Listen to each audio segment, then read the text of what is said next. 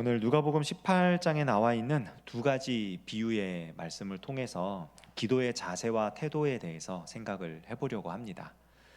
말씀을 준비하면서 옛 기억을 떠올려 봤어요. 무슨 기억이었냐면 내가 주일학교를 다닐 때 어떻게 기도하라고 배웠더라? 라는 기억을 떠올려 봤습니다. 여기 우리 이제 아직 학생회에 속해 있는 친구들도 좀 있고, 근데 뭐 이렇게 대놓고 물어보면 되게 좀 무안하고 뻘쭘하겠죠, 그죠? 예, 어떻게 배우고 있니라고 물어보면, 그러니까 제 기억을 그냥 말씀을 드릴게요. 제 기억에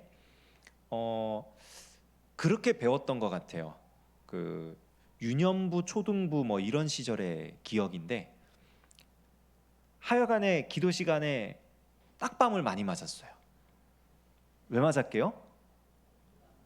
네, 눈 뜨고 있어서 기도하자 그러면 뭘 하는 건지 모르니까 뭘 이렇게 꿈뻑꿈뻑 하고 있으면 이 부장 선생님이나 부감 선생님이 이렇게 앞뒤로 다니시면서 딱 눈 감아, 눈 감아, 눈 감아 이러면서 한 대씩 이렇게 맞았던 그런 기억이 있어요. 그래서 배웠죠. 아, 기도할 때는 눈을 감는 거구나. 배웠어요. 고등학생이 돼서 조금 더 인격적으로 배웠습니다. 고등학교 때 참 그 궁금했던 것 중 하나가 그거였어요. 눈 감고 기도하는 건 이제 알겠는데 손 모양은 어떻게 하는 게 맞는 건가? 손을 이렇게 잡아야 하는가? 이렇게 잡아야 하는가? 이렇게 잡아야 하는가? 너무 고민이 되는 거예요. 너무 고민이 되는데 그 고등학교 때 가르쳤던 선생님이 매우 인격적으로 가르쳐 주셨어요. 상관없다.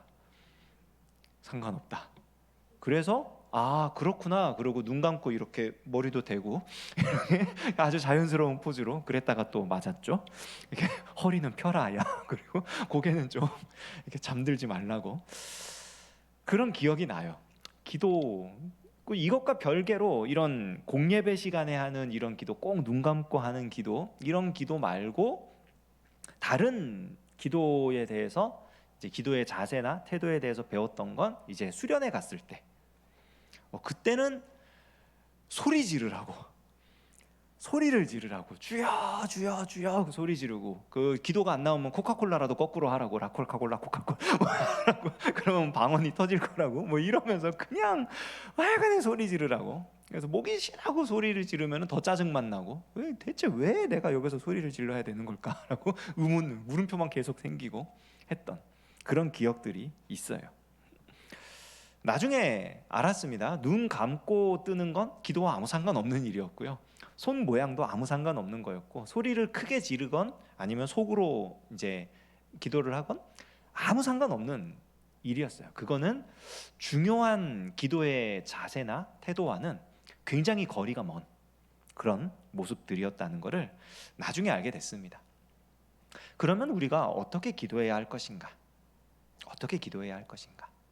오늘 이 예수님이 들려주신 비유의 말씀에서는요 크게 두 가지를 이야기합니다. 첫 번째 비유 이야기에서는요 1절에 그렇게 나와 있죠. 항상 기도하고 낙심하지 말아야 할 것을 비유로 말씀해 주셨다. 그러니까 시종일관 끈질기게 기도해야 한다. 이게 기도의 자세 첫 번째예요. 끈질기게 포기하지 않고 기도해야 된다. 이 비유의 이야기를 보면 참 재미있는 사람이 등장하는데요. 하나님을 두려워하지 않고 사람을 무시하는 재판장. 이게 어떤 사람인 것 같습니까? 하나님을 두려워하지 않고 사람을 무시한다. 이 사람은 자기밖에 없는 사람이에요. 아나무인, 천상천하, 유아독존. 나밖에 없다. 내가 모든 것을 다스린다. 게다가 이 사람의 지위가 재판장이에요. 그러면은 옳고 그름을 분별하고 상벌을 내리는 위치에 있는 사람입니다. 얼마나 이 자기의 판단과 자기의 결정을 신뢰하는 사람이겠어요. 하나님을 무시하고 하나님을 두려워하지 않고 다른 사람을 무시하니까 오직 자신의 판단과 자신의 결정, 자신의 가치에 의해서 이 세상을 살아가는, 그리고 더 놀라운 건 그렇게 살아가도 될 만한 능력이 있는 사람. 재판장이나 이런 사람이 아닌데 이렇게 살아가고 있으면 주변 사람들이 이미 막 혼내겠죠. 네가 뭔데 그러냐 이러면서 막 왜 네가 평가질을 하고 있냐. 근데 이 사람은 그래도 되는 사람이에요. 그만한 능력과 그만한 자격과 그만한 실력을 갖고 있는 사람이란 말이에요. 그래서 그렇게 살고 있었어요. 그런데 그 사람에게 어떤 한 여인이 옵니다. 그냥 여인도 아니고요, 과부예요. 과부. 남편을 잃었어요. 아마 사별을 했겠죠. 그런 사람입니다. 이 시대에 과부라고 하면은 크게 이 시대에 가장 경제적으로 빈곤한 사람이 세 부류의 사람이 있습니다. 그게 어떤 사람이냐면은 객, 나그네, 그 다음에 고아, 그리고 과부. 나그네와 고아와 과부는 구약 시대 때도 그렇고 신약 시대 때도 그렇고 절대적으로 다른 사람을 의존하지 않고는 살 수 없는 사람들이에요. 자기 스스로 경제 활동을 할 수 있는 능력이 없어요. 나그네는 떠돌아다니는 사람, 그러니까 요즘으로 말하면 이민자입니다.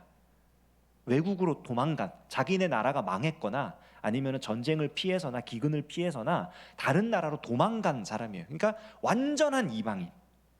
그런 사람에게 누가 공정한 기회를 주고 공정하게 살 수 있도록 배려를 하겠습니까? 착취를 하겠죠. 그러니까 경제적으로 굉장히 불평등하고 불합리한 대우를 받는 사람들. 고아는요, 얘기만 들어도 가슴 아픈 사람들이잖아요. 부모로부터 버림받은 사람들이에요. 혹은 부모가 다 돌아가셨거나 의지할 데가 없어서 정말 먹고 사는, 정말 이 아이가 먹고 살 수 있을까? 자라날 수 있을까? 의문이 된 그런 지경에 빠지는. 더군다나요, 놀라운 거는 이 로마 제국 시대 때요, 이미 낙태나 영아 살해, 유아 살해 이런 게 공공연하게 퍼져 있었어요. 왜냐하면 도시 질서를 위해서, 로마 제국의 명예를 위해서.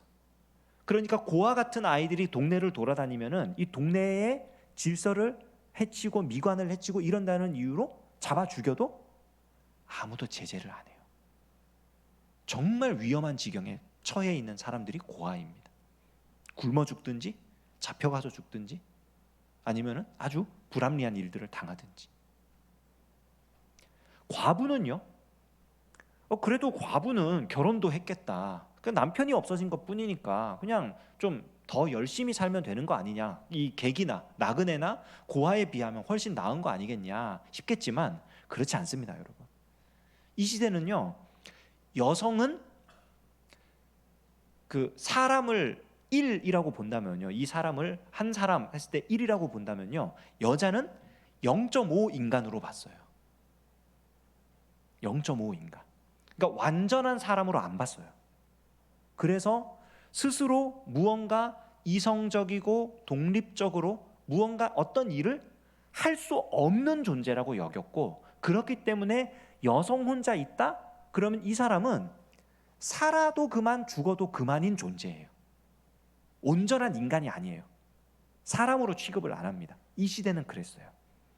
그러니까 이 나그네가 되었든 고아가 되었든 과부가 되었든 누군가가 선을 베풀어서 그를 적극적으로 돕지 않는 한 삶을 영위해 나갈 수 없는 존재가 그들입니다.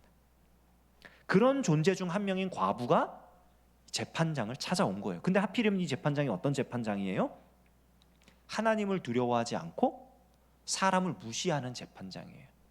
그러니까 어떻게 보면 이 과부는요, 목숨을 건 모험을 하는 거예요. 이 재판장이 수가 틀려가지고 군사를 동원해서 날 귀찮게 하는 이 여자 없애버려야겠다 해서 없애도 어디 가서 하소연할 데가 없어요.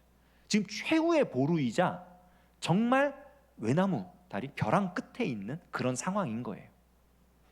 놀라운 건 뭐냐면 이렇게 와가지고 과부가 이 재판장에게 호소를 합니다. 제발 내 원한을 풀어주십시오. 원수에 대한 나의 원한을 제발 좀 풀어주십시오. 아마 그 원수가 뭐 남편을 죽였든지 자기 가족에게 큰 해를 끼쳤든지 아니면 자신에게 안 좋은 일을 했든지 뭔가 굉장히 나쁜 일을 한 것 같아요. 그러니까 목숨 걸고 왔겠죠. 에라 모르겠다. 죽기 아니면 까무러치기, 이러다가 내가 뭐 저 사람이 내 말 안 들어주면 내가 죽고 말지, 이런 마음으로 아마 왔을 거예요. 와가지고 계속 재판장을 못 살게 구는 겁니다. 그러니까 이 재판장이 그렇게 괴롭힘을 당하다가 이런 말을 하거든요. 5절에 되게 재밌는 말이 나와요. 이 과부가 나를 번거롭게 하니 내가 그 원한을 풀어주리라. 그렇지 않으면 늘 와서 나를 괴롭게 하리라. 이 사람이 자기 인식이 굉장히 분명합니다. 내가 하나님을 두려워하지 않고 사람을 무시하는 재판장이긴 하지만 이 여자 때문에 내가 도저히 못 살겠다. 늘 와서 나를 괴롭게 하리라. 이 말이요, 직역하면 무슨 뜻이냐면요, 이 여자가 와서 내 눈에 멍이 들게 할 거야. 내 다크서클을 이만큼 만들 거야, 이 얘기예요. 직역을 하면 도저히 못 살겠다. 피곤해서 못 살겠다. 그러니까 좀 풀어줘야겠다. 근데 예수님이 이 이야기를 하시면서 뭐라 그러냐면요, 하물며 하나님께서는 불의한 재판장이 아니잖아요. 하나님을 두려워하지 않고 사람을 무시한다는 건 정의를 시행하지 않고 공의를 따르지 않는다는 겁니다. 자기 마음대로 한다는 거예요. 근데 하나님은 정의를 행하시고 공의를 행하시는 분이잖아요. 정의로운 분, 공의로운 분, 의에서 벗어난 적이 없는 분. 그러니까 하나님은 이 재판장보다 훨씬 더 올바른 일을 하시는 분이란 말이에요. 그런 하나님이 이런 과부의 원한처럼 택하신 자들이 밤낮 부르짖는 그 원한을 속히 풀어주지 않긴 해요. 속히라는 말이 제때에, at proper time, 적절한 때에. 이게 그냥 시간이 빨리빨리가 아니에요. 가장 좋은 때에, 가장 정확한 때에, 가장 적절한 때에 하나님께서 그걸 풀어주시지 않겠느냐. 운전하시는 분들은 아시죠? 차를 운전하고 가다가 차가 뭔가 느낌이 이상해가지고 카센터에 가요. 정비를 맡깁니다. 근데 희한하게 그 정비사가 차를 운전하는 동안은 아무 일이 없어요. 소리도 안 나고 뭐 떨림도 없고. 그러면 그냥 돌아와야 돼요. 집에 돌아오는 길에 분명히 이상현상이 나타나죠. 그래서 다시 가면 또 아무 일이 없어요. 그래서 보통 그렇게 맡기면 한 2, 3일 맡겨둡니다. 그래서 제발 해보시라고 해서 증상이 나오면은 고쳐주시고, 아니면은 그냥 하겠다고. 그리고 이제 더 다른 정비소를 또 찾아가죠. 더 좋은. 요즘에는 이제 기계가 좋아져가지고 무슨 이게 전극을 꽂아가지고 이렇게 점검한 다음에 하기 때문에 그런 일이 별로 없는데, 뭐 몇 년 전만 하더라도, 그런 게 많이 생기기 전만 하더라도 정말 증상이 안 나오면 해결할 방법이 없었어요. 여기 속히 원한을 풀어주신다, 제때의 원한을 풀어주신다, 이거는요, 하나님이 정의를 시행할 수밖에 없는 바로 그때에 하신다는 거예요. 원수가 발뺌을 할 수 없는 때, 정말 이 원수가 나쁜 짓을 한 거예요. 그때 하나님이 심판하신다는 거예요. 그러니까 그때까지 뭐 하지 마라? 기도를 포기하지 마라. 낙심하지 마라. 과부 입장에서 생각을 해보십시오. 과부가 지금 무슨 일을 당했는지는 몰라요. 어쨌든 근데 어떤 원수가 이 과부를 너무 억울하게 만들었어요. 자기 목숨을 걸고 이 하나님을 두려워하지 않고 사람을 무시하는 재판장을 찾아가서 생사결단을 할 정도로 이 여인을 못 살게 굴었단 말이에요. 이 과부가 그 원한을 풀어달라고 쉬지 않고 찾아가는 겁니다. 쉬지 않고 찾아가는. 그렇게 기도하라는 거예요. 기도의 자세. 하나님께서 가장 적절한 때에 반드시 역사를 하시니까 기도하기를 포기하지 말아라. 포기하지 말아라. 우리 잘 아는 그 데살로니가전서 말씀 있죠. 쉬지 말고 기도하라. 그게 하루 24시간 365일 정말 기도만 해라, 그 말이 아니고요, 이 말입니다. 기도를 포기하지 마라. 기도하기를 멈추지 마라. 우리에게 가르쳐 주시는 기도의 첫 번째 자세는 포기하지 말라는 것. 두 번째는요, 두 번째 비유에는 바리새인과 세리, 이 비유 이야기 아마 잘 아실 겁니다. 바리새인이 올라가서 자랑스럽게 손을 들고 기도를 했어요. 하나님 감사합니다. 나는 저 인간과 같지 않음을 감사합니다.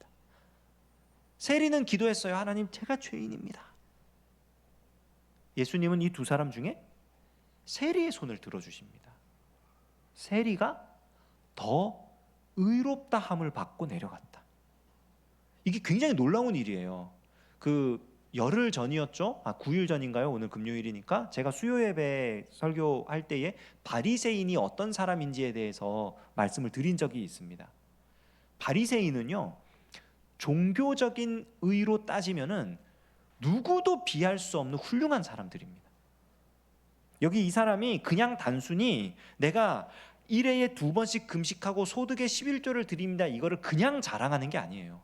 이 얘기는 뭐냐면 이 사람이 자기는 완전한 바리새인이라고 얘기를 하는 겁니다. 이 정도까지 내가 지킨다. 바리새인의 규정은 일주일에 한 번만 금식하면 되고요.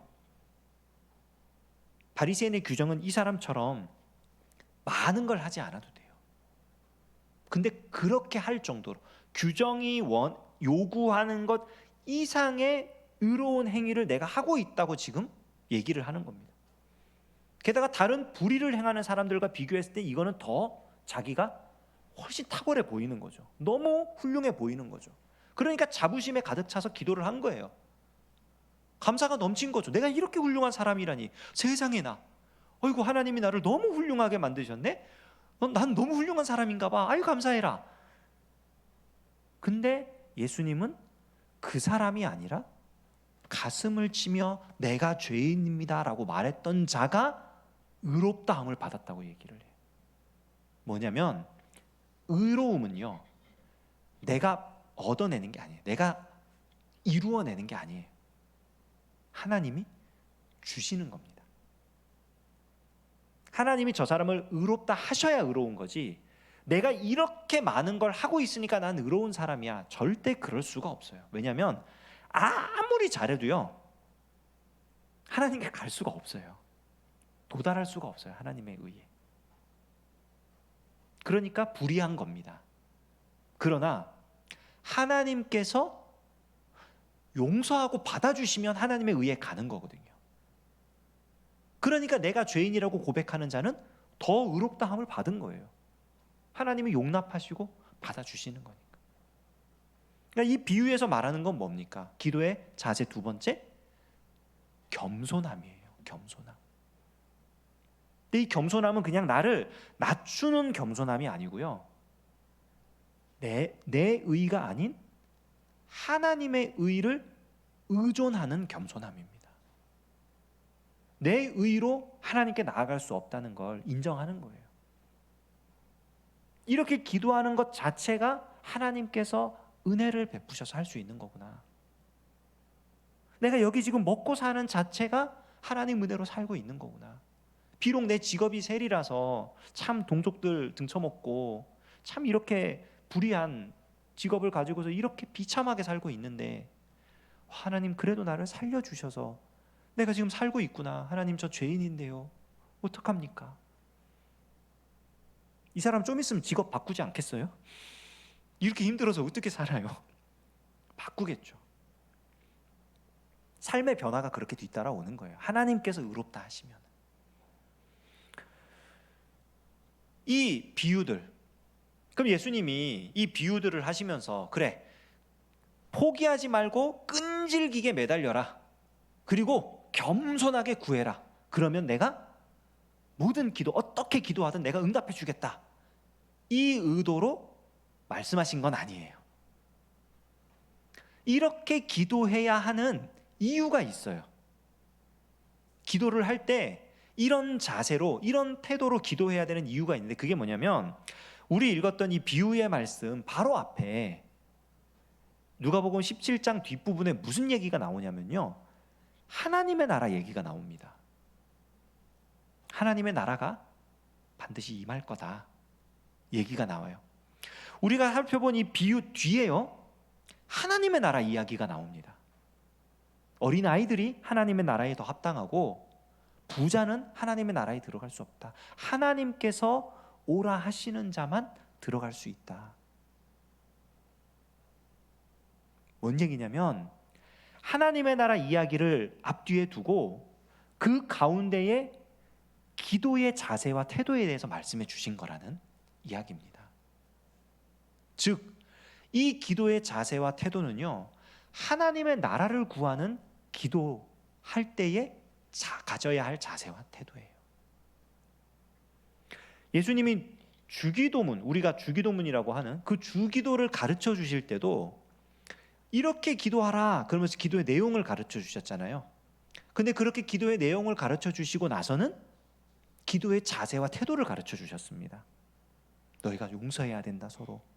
그리고 포기하지 말고 끝까지 기도해야 된다. 지금 여기서는요, 하나님의 나라를 이야기하고 계세요. 하나님의 나라가 뭡니까? 하나님이 다스리시는, 하나님이 임재하시고 하나님이 주권적으로 역사하시는,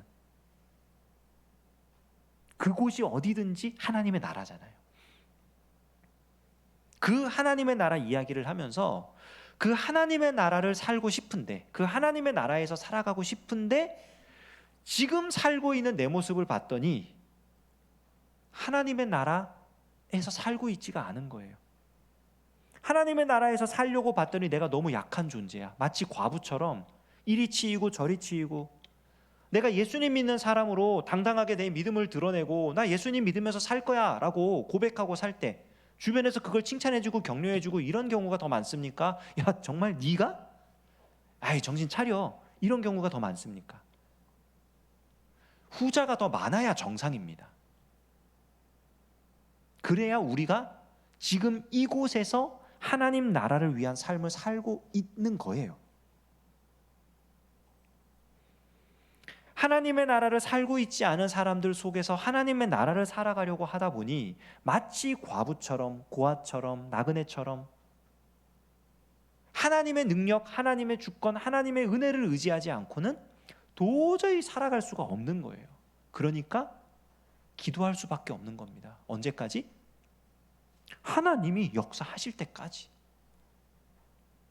그러니까 포기하지 말고 기도하라는 거예요. 하나님의 나라를 살아가고 싶다면 기도를 포기하지 말아라. 하나님의 나라에서 살아갈 때, 하나님의 주권, 하나님의 은혜, 하나님의 역사가 강조될 때 내 자신의 의의는 있을 수도 없고 있을 필요도 없어요. 하나님이 거기 함께 계신데 거기서 자랑을 하겠습니까?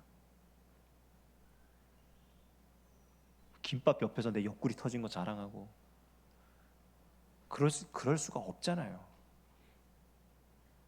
하나님이 거기 계신데 내 영광과 내 의는 당연히 사라지는 거예요. 내세울 수가 없는 거예요. 그러니까 자연스럽게 겸손히 기도하게 되는 겁니다. 하나님, 제가 죄인인데요. 이 죄인이 어떻게 하나님의 나라에서 살고 있나요? 이건 하나님의 은혜입니다. 오늘 예수님이 우리에게 이 두 가지 자세를 요구하시는 거는요, 이런 자세로 너희가 원하는 거를 기도해라 이 말씀이 아니고 하나님의 나라를 위해 기도하라는 말씀입니다. 우리가 생각하는 하나님의 나라, 우리가 바라는, 우리가 소망하는 그 하나님의 나라, 하나님께서 진짜 임하셔서 다스리시면 좋겠고, 하나님의 정의가 시행되면 좋겠고, 하나님의 사랑이 넘쳐나면 좋겠고, 우리가 간절히 바라는 그 하나님의 나라, 그 역사, 그게 일어나도록 포기하지 말고 기도해라. 그리고 그거는 우리의 능력으로, 우리의 실력으로 할 수 있는 게 아니라 오직 하나님의 자비와 은혜로만 되는 것이니까 자기 능력 의존하지 말고, 자기 의를 앞세우지 말고 겸손하게 기도해라. 내가 이루어 주겠다. 우리가 그 하나님의 놀라운 은혜를 기대하면서 포기하지 않고 겸손히 하나님 나라를 함께 구하는 저와 여러분 되시기를 주님의 이름으로 축원합니다. 잠깐 기도하겠습니다. 하나님 아버지, 하나님께서 우리를 사랑하셔서 이 밤에 부르셨습니다. 하나님의 나라를 사모하며 기대하며 기도하며 기다리게 하여 주시옵소서. 하나님의 나라를 구하는 기도를 포기하지 않게 하시고 하나님의 나라를 살아갈 때에 하나님의 백성답게 살아갈 수 있도록 겸손히 기도하며 주님과 동행하는 우리 모두가 되게 하여 주시옵소서. 지금 기도하는 이 시간이 하나님께서 친히 임재하시고 다스리시고 역사하시는 하나님의 나라가 되도록 역사해 주시옵소서. 예수님의 이름으로 기도합니다. 아멘.